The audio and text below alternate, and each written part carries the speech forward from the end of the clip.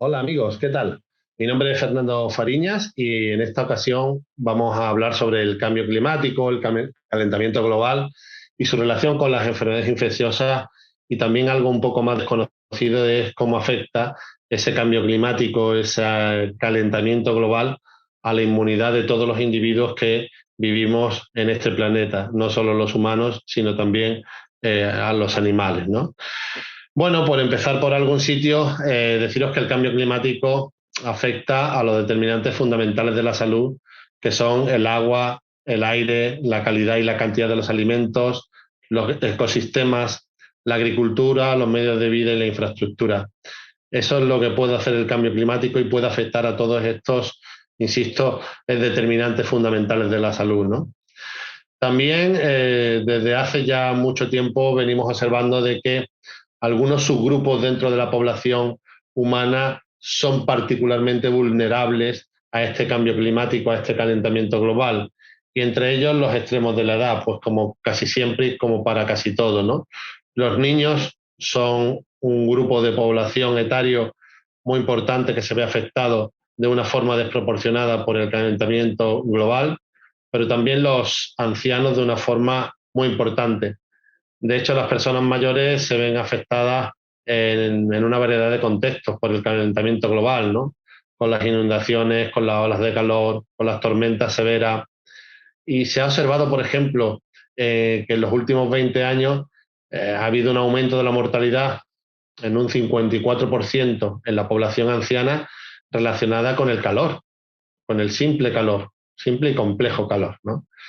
Y que, bueno, tenemos datos como que el huracán Katrina, por ejemplo, o el huracán Sandy, pues afectaron y produjo la mortalidad de muchísimas personas mayores de 65 años, o casi la mitad de ellas tenía más de 65 años. Por lo tanto, la exposición a este calor pues plantea una serie de interrogantes y plantea una serie de preocupaciones que son importantes y a tener en cuenta, ¿no? Eh, la contaminación del aire o la exposición a la contaminación aérea plantea también un riesgo juntamente con el calentamiento global porque genera efectos adversos en la salud y sobre todo vuelvo a repetir en las personas mayores, causando o agravando afecciones como por ejemplo afecciones de tipo respiratorio como la enfermedad pulmonar obstructiva crónica. Mirad, el impacto del cambio climático a nivel de enfermedades infecciosas es evidentemente es notable. El cambio climático puede afectar tanto al hospedador, en este caso nosotros, los animales, a nuestro sistema inmunitario, puede afectar a la viabilidad, a la mayor o menor viabilidad del patógeno, del agente patógeno, y también puede afectar a la transmisión.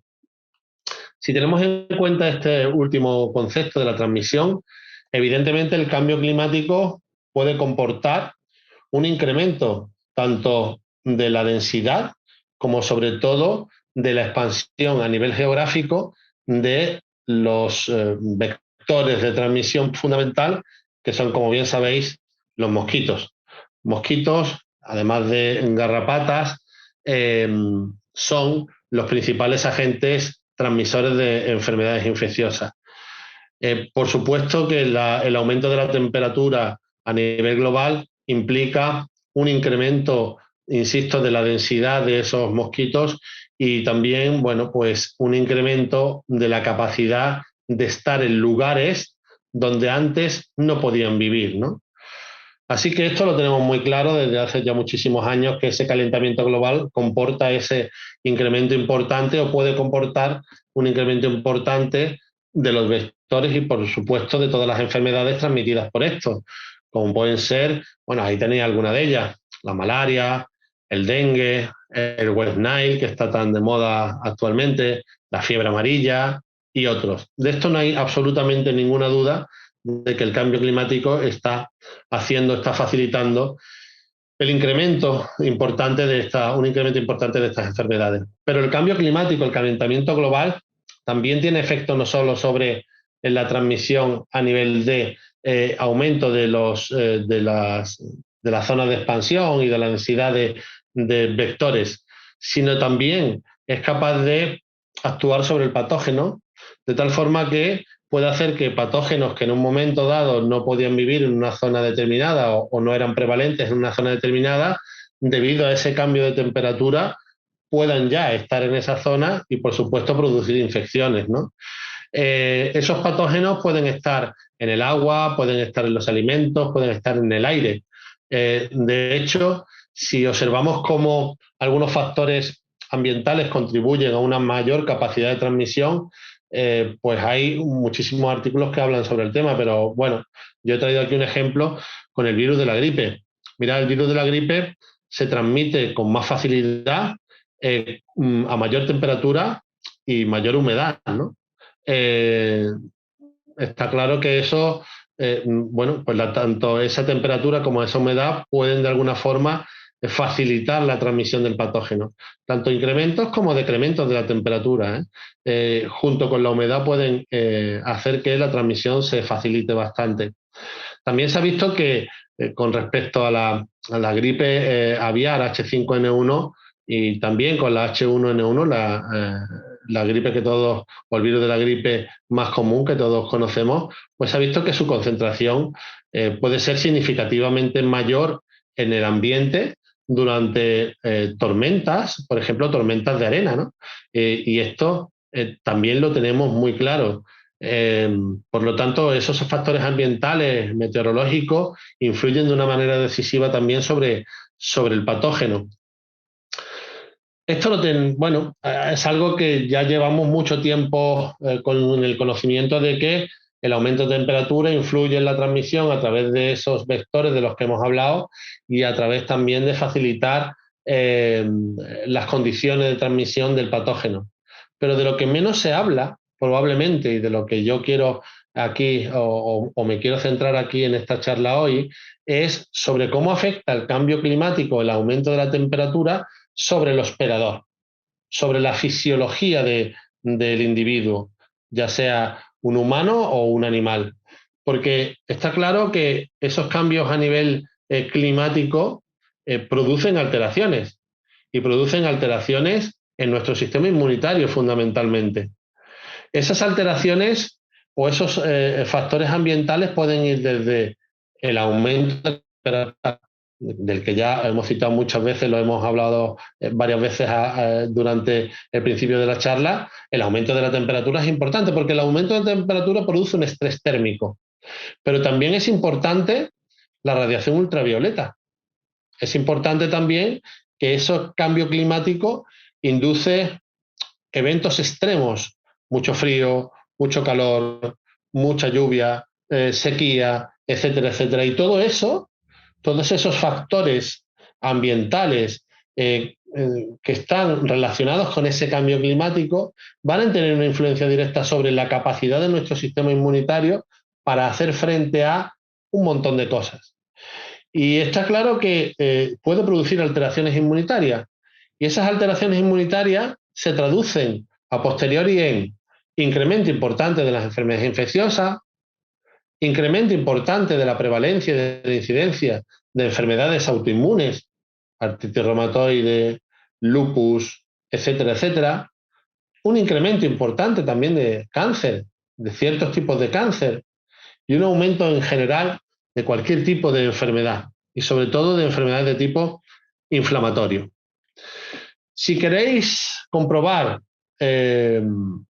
cómo puede, por ejemplo, un factor ambiental como la radiación ultravioleta alterar nuestro sistema inmunitario, aquí tenéis esta publicación donde se habla de cómo esa radiación ultravioleta que recibimos todos los días a través de nuestra estrella, el Sol, puede inducir cambios y puede inducir cambios en nuestro sistema inmunitario a nivel local, es decir, en la piel, y a nivel incluso sistémico, a nivel de todo el organismo, ¿no?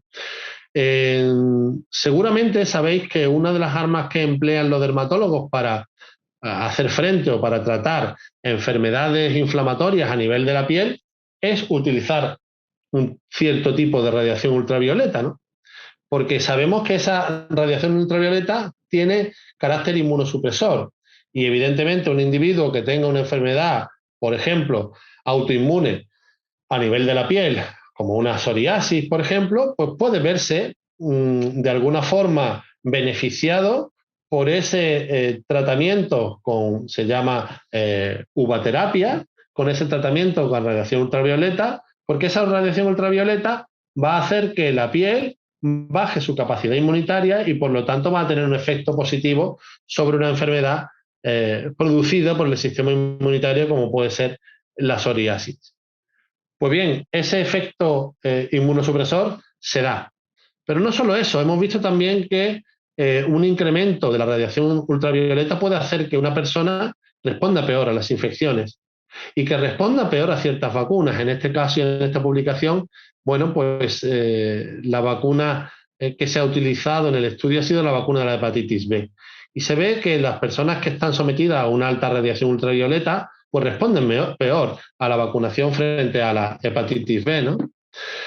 También hay otro efecto indirecto que produce el cambio climático, el calentamiento global, y es que el aumento de la temperatura se correlaciona con un incremento de la concentración y la distribución de contaminantes aéreos, como puede ser el ozono, el óxido nítrico y otros químicos volátiles, ¿no? El poner en circulación y distribuir de una forma bastante difusa a todos estos elementos que son contaminantes no tiene, no hay la más mínima duda de que influyen sobre la capacidad inmunitaria de los individuos. De tal forma que se ha correlacionado este cambio climático, este aumento de la temperatura ambiental con ese aumento de las concentraciones de los contaminantes de los que ya hemos comentado, y eso influye directamente en la patología, sobre todo de tipo respiratorio, que se da debido a esto. Fundamentalmente, alergias respiratorias e infecciones respiratorias, asociadas a ese aumento de la temperatura corporal en relación con esos contaminantes ambientales. Además, hay otra cosa importante, el aumento de la temperatura debido al cambio climático global no solo amplifica la distribución espacial de los vectores que transmiten patógenos, sino que además las temporadas de transmisión son más largas.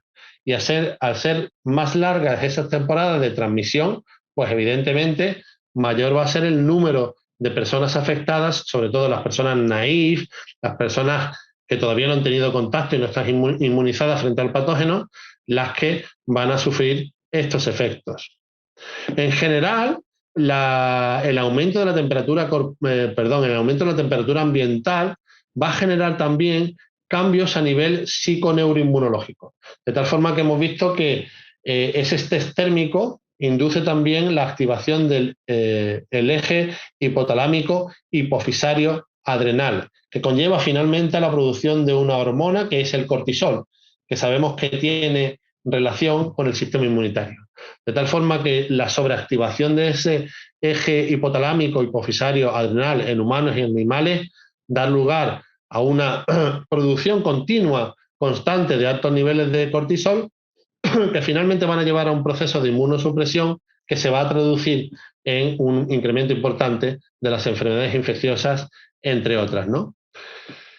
Como muestra de cómo influye el calentamiento global sobre otros animales, especie no humana, como pueden ser los peces, pues mirad que los peces son animales que son poiquilotermos, es decir, no son capaces de regular su temperatura corporal. Y su temperatura corporal va a ser la del medio circundante, que en este caso es el agua. Sabemos que el aumento de la temperatura del agua comporta una disminución de la capacidad inmunitaria de los peces.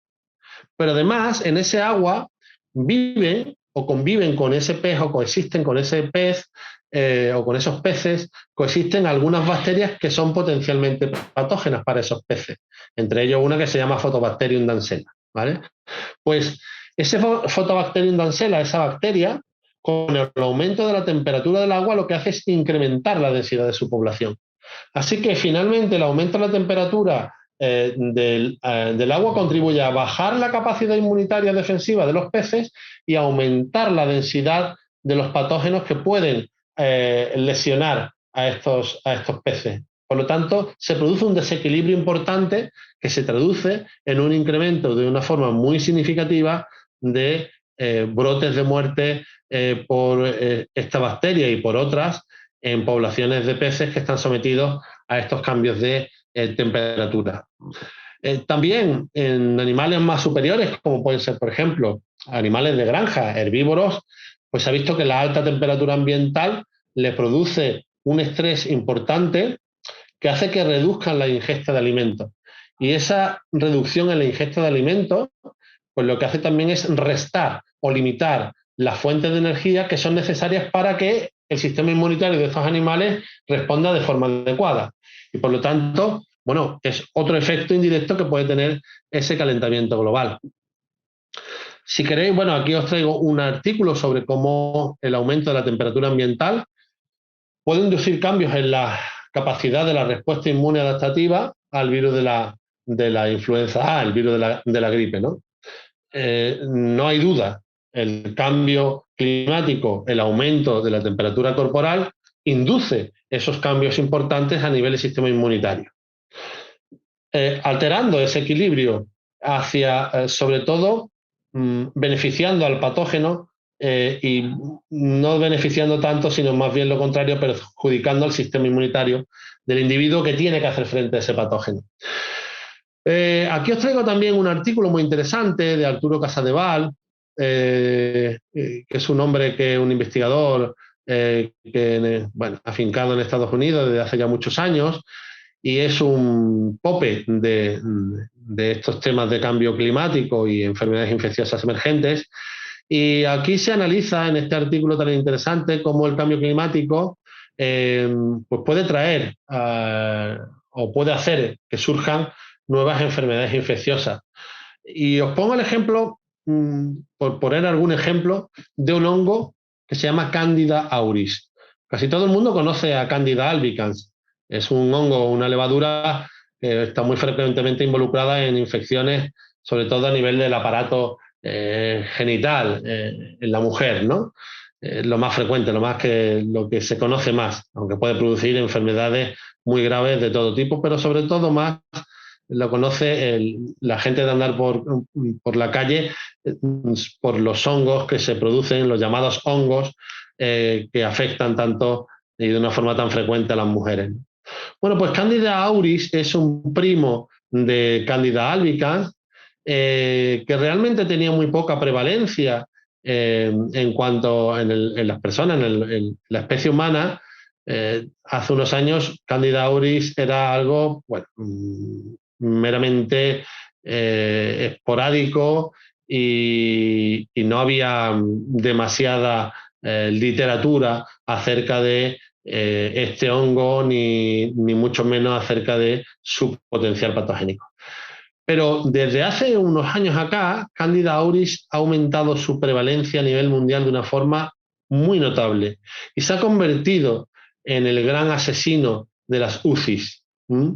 Candida auris es un hongo que además tiene la capacidad de resistir a algunos antifúngicos importantes que empleamos para el tratamiento de este tipo de enfermedades infecciosas, ¿no?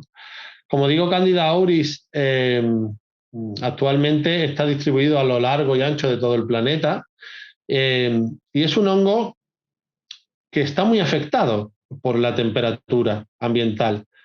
A Candida auris lo que le encanta es las altas temperaturas. Es un hongo que se multiplica y prolifera a altas temperaturas. ¿Y qué ocurre?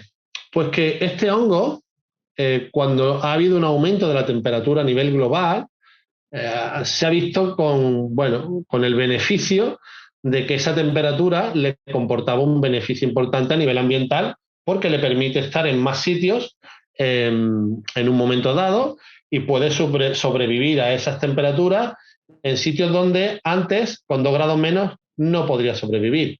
Por lo tanto, ahora puede estar en lugares donde puede infectar a gente que vive en esos lugares.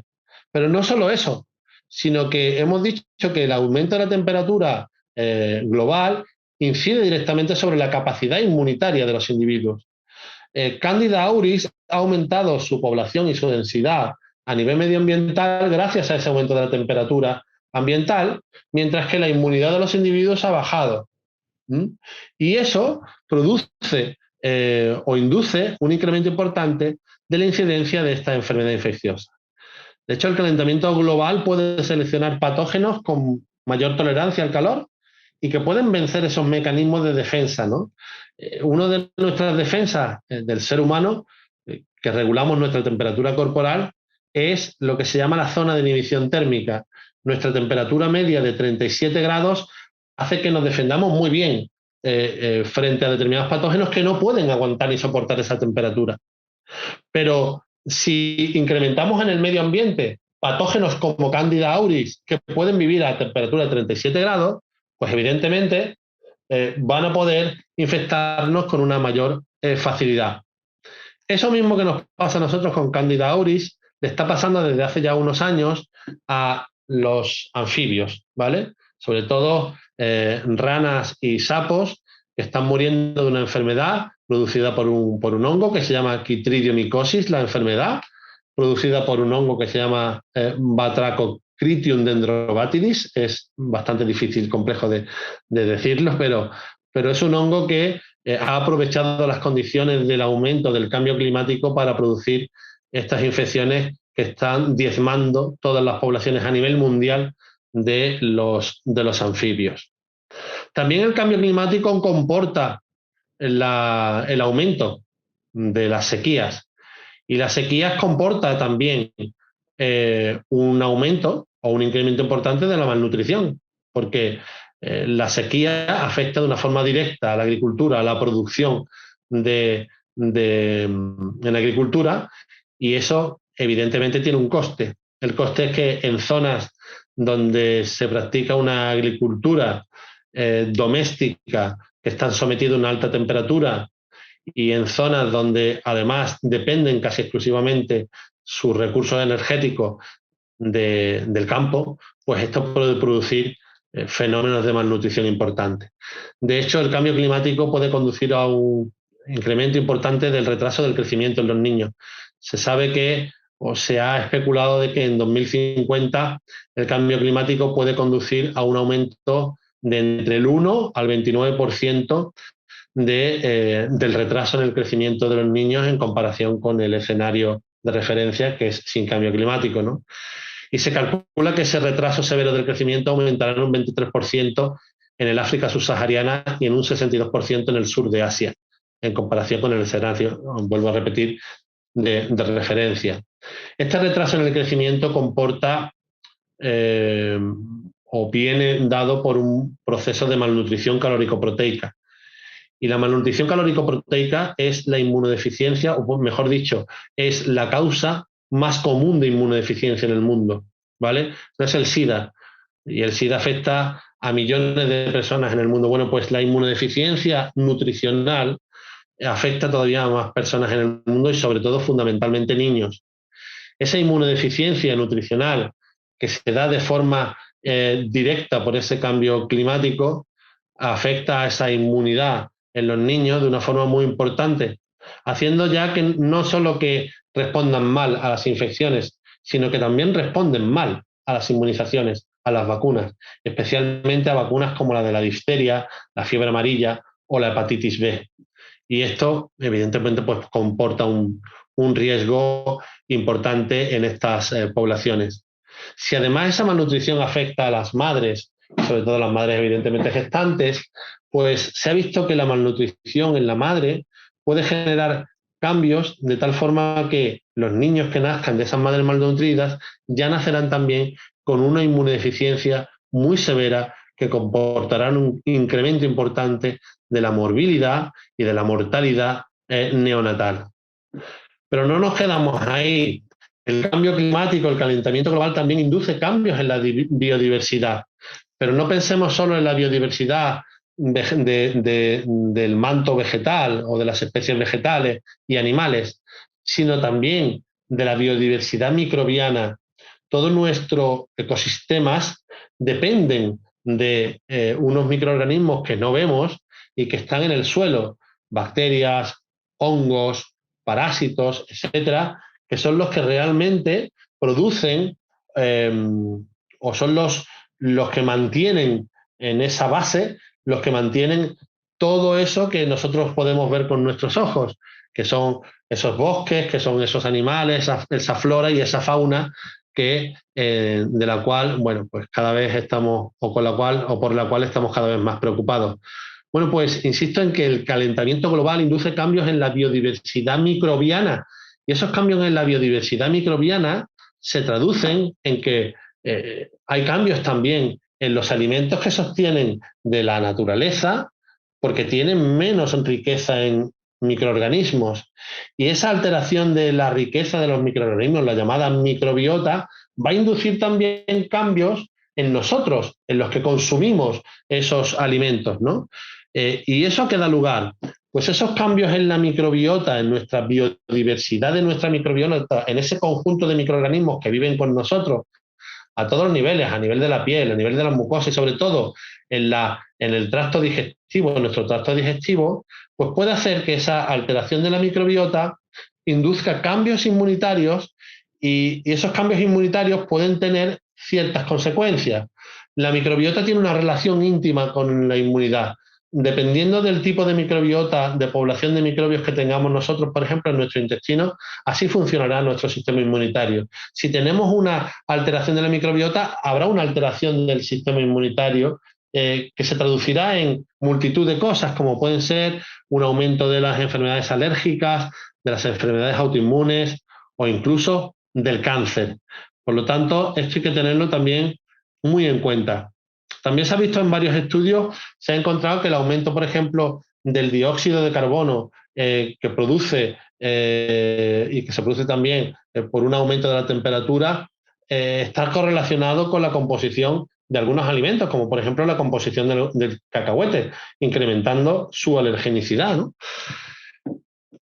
Por lo tanto, el calentamiento global induce cambios en la microbiota, vuelvo a repetir, que van a inducir cambios en la salud de los animales, cambios en la salud de las personas y cambios también en nuestra forma de responder incluso a fármacos y a responder incluso a vacunas, como ya os he comentado anteriormente.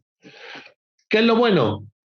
Si es que hay algo bueno del calentamiento global y del cambio climático. Bueno, la cuestión es que todos nos adaptamos, ¿no? Las especies se adaptan e intentan sobrevivir a esos cambios. Desde un punto de vista meramente evolutivo, el someterse a un ambiente más cálido y húmedo implica que puede haber más vectores de transmisión de enfermedades. Al haber más vectores de transmisión, hay más exposición tanto a esos vectores como a los patógenos que portan, ¿no?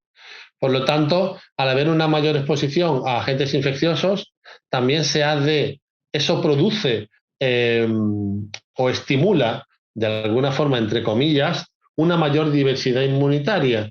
Eso hace que se genere una presión sobre los individuos, de tal forma que los individuos tienen que evolucionar hacia producir una variabilidad, una mayor diversidad de respuestas inmunitarias que puedan servir para hacer frente a esos patógenos y poder vivir en esos ambientes donde esos patógenos son prevalentes.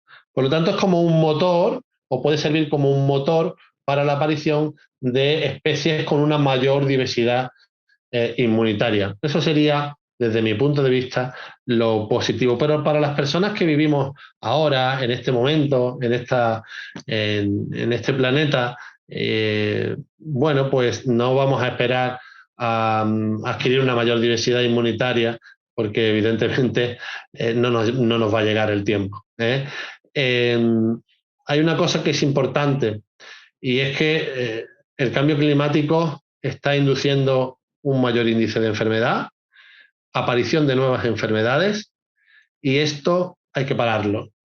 Y todavía tenemos tiempo para cambiarlo. Muy poco tiempo, pero tenemos tiempo para cambiarlo. Si no lo cambiamos, no os preocupéis, la naturaleza no va a dejar de existir, pero quizás nosotros, como formando parte de la naturaleza como especie, sí. Yo siempre me gusta, bueno, citar esta frase de Andrew Matthews, de que la vida cambia cuando nosotros cambiamos. Y eso es absolutamente cierto. Hace falta un cambio, hace falta un cambio de mentalidad, hace falta un cambio global. Ese cambio que siempre se dice que va a haber, ese despertar que siempre que se dice que va a haber y que nunca llega. Pero bueno, yo vuelvo a insistir en que la naturaleza es implacable en este sentido, de tal forma que si nosotros no cambiamos, ella nos cambiará a nosotros. No solo nos puede cambiar, sino que nos puede recambiar, porque nosotros necesitamos a la naturaleza, pero la naturaleza no nos necesita a nosotros. Así que o cambiamos o nos cambian. Y este es un libro fantástico de Fabio Valencia que os aconsejo. Muchísimas gracias por todo y espero que no haya sido muy aburrida esta charla. Muchas gracias.